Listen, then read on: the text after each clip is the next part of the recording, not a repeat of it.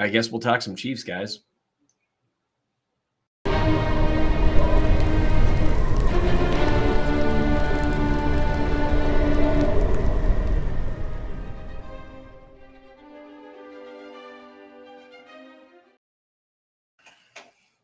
Welcome to the Chief of the North on RGR Football. I am Seth Kaiser, a Minnesota Chiefs fan, the Chief of the North, or that guy, whatever you really want to call me. That guy that's rarely wearing red. I don't know.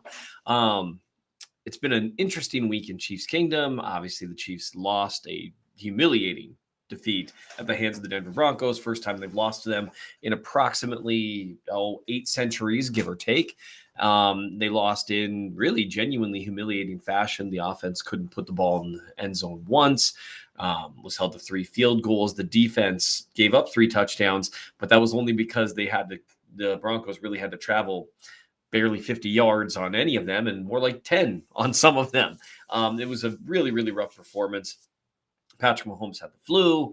The receivers have been a huge topic of conversation. There's been a lot going on. So what I want to do, what I try to do every week is answer a few mailbag questions and then talk about something that I think is interesting from the game.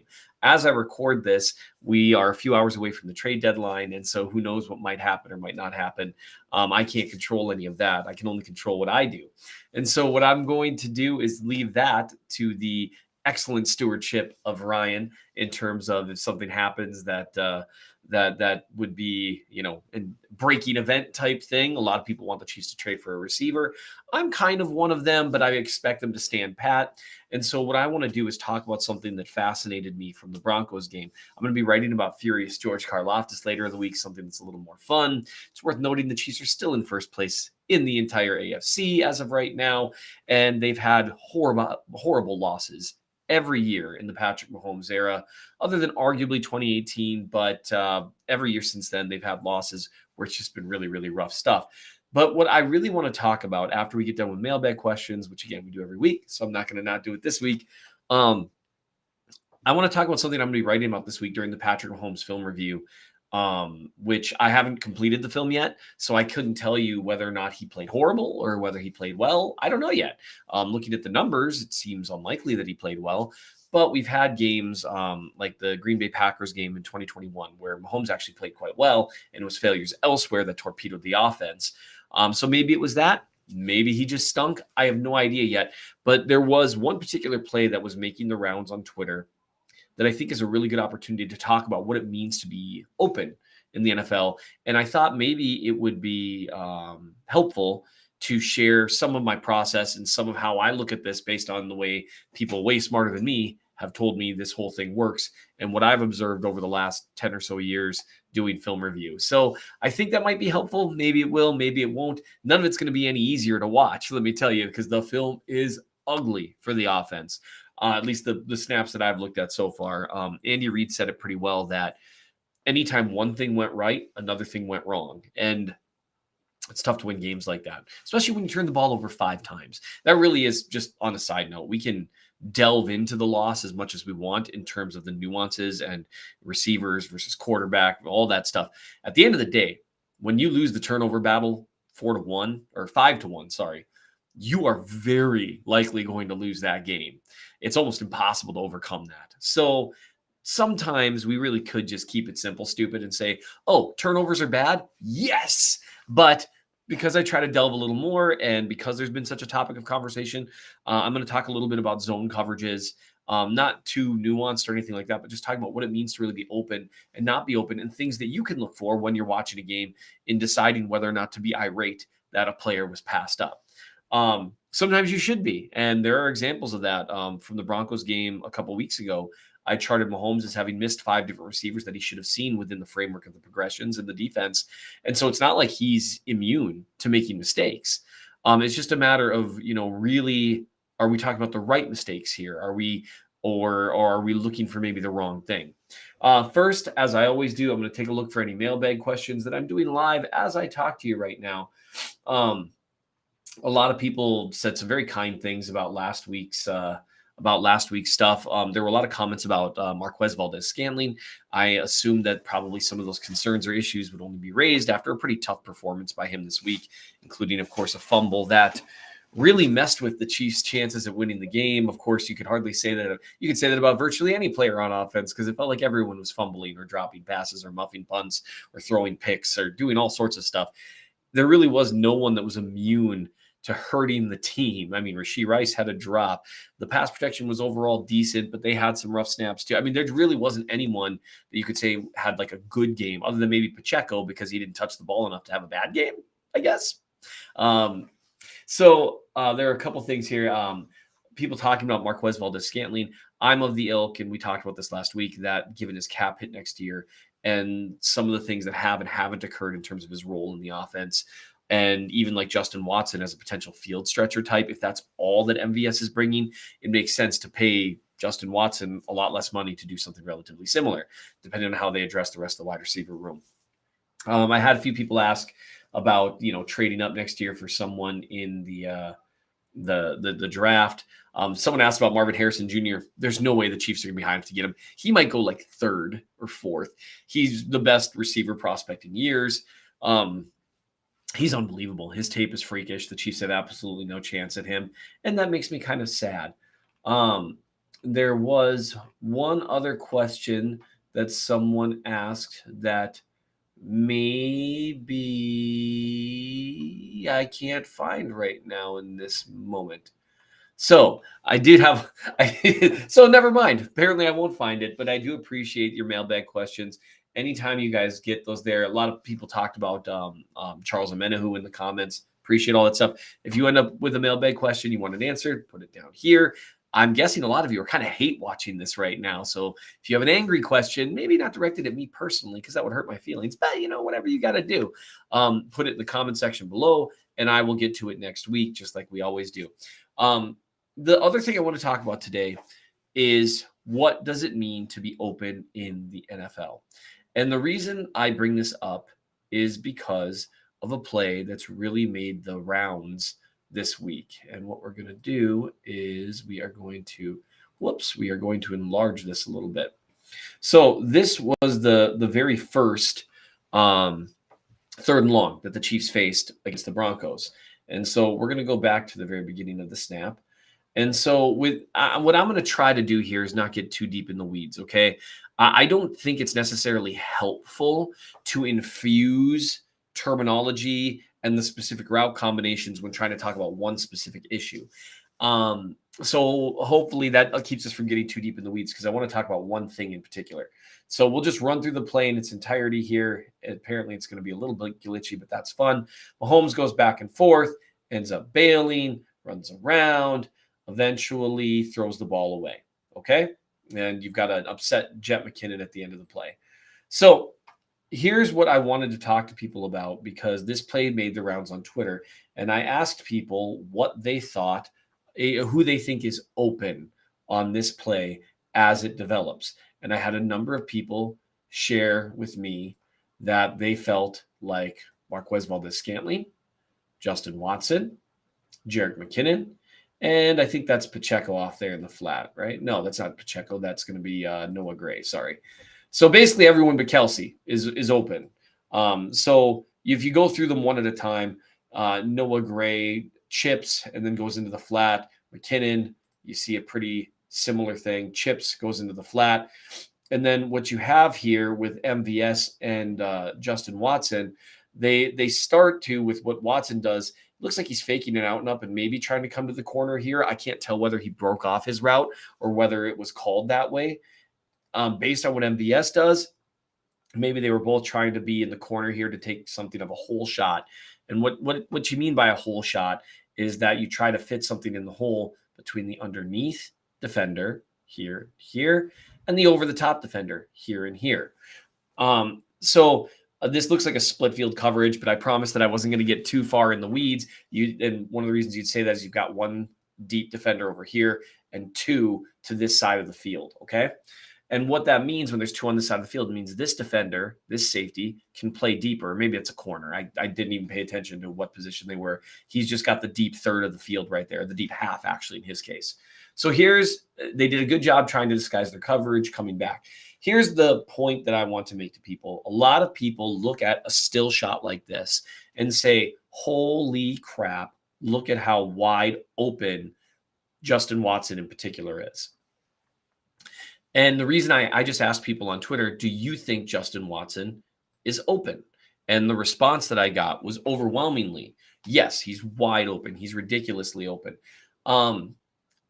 Except from a few people. And I'm going to just go through the responses here. And then I'm going to go through the responses of a couple of pro players, as well as an account that everyone should follow called Honest NFL, which I'm actually going to pull up here because he really does terrific work here. Honest NFL is essentially a scout / offensive game coordinator. You can take a look at his profile. Unbelievable resource if you want to learn more about the game. I've had a lot of people ask me about, things they can look at. So what he says is these vision zone coverages, and he goes into that, what it means, are really hard to play guessing games with because the defenders are keen on the quarterback's eyes and shoulders while feeling out the routes in their area as opposed to matching them. So from a quarterback perspective, it's hard to draw conclusions on what would happen on the side away from the eyes are. They're not running a route concept that's particularly adept at beating cover 3 there anyway. At best, there's a completion to the flat. And so what he means when he says vision zone coverages, he went into that in a little more detail. And that's something I'm going to be writing about on the Chief of the North newsletter. So what do you mean by vision zone coverages? So take a look when we go back to this with where we're standing here. When you watch, as the defenders are going back into coverage, when you look at where their eyes are, okay, now, not all zones look like this because you've got more of a zone match where you're actually looking to match the patterns that come into your zone, okay? And in that case, you're going to be a little more careful with your eyes on the receiver as well as the quarterback. Here, what they're doing is they're playing the quarterback completely. So you see early on in the snap, when Mahomes is dropping back, he's initially looking right, and you see even as the play is starting to develop, you see the defenders underneath starting to get depth, okay? When he looks back right again, I wanted to point at it. When he looks back or to his left again, you see the defender start to sink while this defender stays over the top, okay? And then he looks back the other way. Now this defender stays put, stops sinking. This defender starts to open up his hips, anticipating something over here. In the meantime, he looks over here. You see this defender on the right side has sunk to this level. And you see Kelsey's double team, but that's kind of irrelevant to what we're talking about because no one thinks he's open. And then you've got this defender looking to close at the top. You could call that bracketed if you want. But basically the long and short of it is the situation that you have here is that it's easy to say that these guys are open because you see a lot of space. But you can't just look at the space that's available. You have to look at the leverage of the defenders as well. And that's absolutely crucial. And the reason that's crucial is when you've got a defender who is ready to break or sink. So what direction they're moving at the time that a throw could be made matters a great deal. Okay. So if you've got a guy who's already sinking, even as the throw isn't starting yet, that means his momentum's carrying him this way, and he can continue to close that direction, which, by the way, I clipped this hopefully not too long from now to where people can actually read it. Oh man, how long was I sitting there just pointing at nothing? Anyway, so this defender right here, he is already sinking, which means his momentum's carrying him back towards where the route would be. This defender is staying in place, just waiting for the throw to come his way. He's moving backwards, but you see with his footwork, because he's backpedaling, he's ready to drive on the throw at any point. You have to take into account leverage. You have to take into account what the defenders are waiting for and looking for before you determine whether someone is open. And that's where we got a response also from Danon Hughes, who you might recall used to play wide receiver in the NFL. He's another one who doesn't believe that it's open. He actually initially thought that I would think he was open. And so I just kind of asked him, if he would explain it, because I think these things are important. I actually think that it wasn't open, but that's a whole nother ball of wax. And so what he says here is you've got to read the quarterback's shoulders and eyes to determine why or how a wide receiver is open on the sidelines. The defense is baiting the quarterback here. The underneath defensive back gave cushion because Pat's eyes and shoulders are focused on the middle and the right side of the field. If he flips fully to the left, both defensive backs converge on Watson before the ball gets close. And that's what I'm talking about here in terms of leverage. So he started off when Mahomes is backpedaling. He initially looks to that side.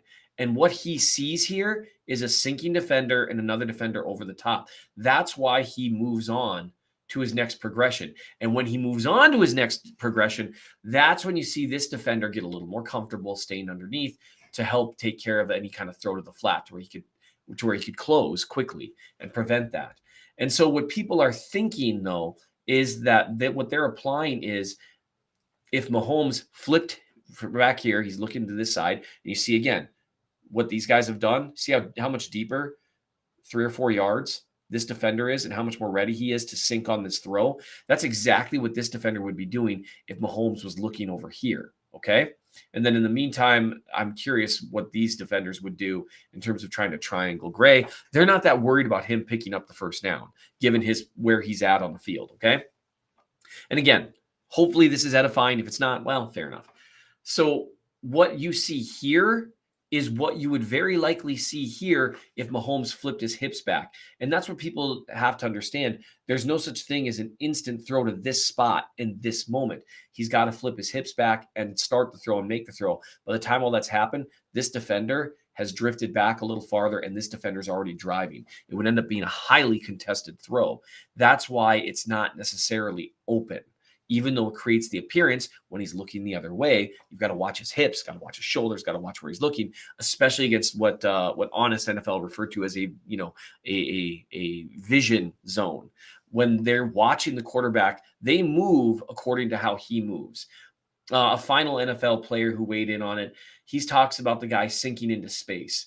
The first play, the wide receiver is working back to the ball, and Pat would continue looking at the route. He'd sink deeper. So what Mitch is talking about here is, again, this defender. If Mahomes looks back here and starts to make a decision to try to make the throw here, this defender's in great position to sink deep. And so there's an overarching theme here, trying to envision it not as it happened exactly, but as it would happen if the quarterback made the throw you wanted him to make. What would the defense do? And what I would say is, had he continued to face left or made the throw, you'd have seen this. Like, not many people are arguing. Some are arguing MVS is open. This is not NFL open. This is just not. There's just the safety's got leverage to come down over the top. This guy can sink. You could argue that, well, an absolutely perfect throw on a line might get there. The problem is if you throw it on a line, the sinking defender is likely to be able to contest it or pick it. If you try to loft it, the safety has all the more time to close in.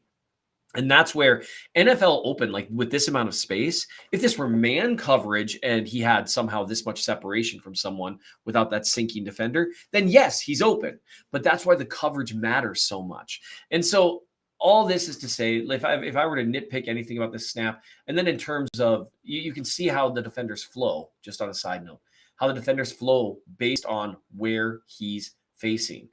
And they start to move based on where he's facing. And it happens very quickly. Probably the biggest nitpick someone could make about this play, Watson and MVS, I happen to agree with and it's an easy position to take, with the former scout and the two former pros who say that those routes aren't open deep. They're just not. The one nitpick I would make on this play is that, and I don't think Mahomes sees it in time, is he eventually gets Jet McKinnon breaking down the field. But by the time McKinnon really breaks down the field, it's worth noting right now he's still kind of going horizontal. Then when you look, Mahomes he's raising the ball back just to throw it away. And that's where you see McKinnon starting to break into open space. I just think it was an issue of bad timing. And with Mahomes having a guy in his face, I don't think there's a lot he can do there. That was a long road, and hopefully it made sense. I tried to explain it in the most, like, how would I need someone to explain this to me kind of terms, avoiding terminology, avoiding anything like that. And none of this should be taken to mean that Patrick Mahomes played a great game on Sunday. I have no idea whether he did or not. I've already seen a couple snaps I didn't really like out of him as I review the film. What I'm trying to show you is a way of looking at this a little more closely to the way like a Danon Hughes or Mitch Schwartz would look at it, where when you're thinking about whether a player is open, it varies a great deal depending on the type of coverage being played and the leverage that the defenders have. It's not just a matter of space in the NFL. The players are too good. They read the field too well and they move too fast. Hopefully some of that is helpful for you guys. It certainly has been helpful for me over the years. Everything I've said today is because of being corrected by people like Hughes or Schwartz or other people that have been kind enough to kind of talk to me about what coverages really result in players being open versus not open. That's the time I've got today. I appreciate every one of you. Make sure to hit like, subscribe, do all the YouTube things. And as always, it is a great week. It really is to be a Chiefs fan.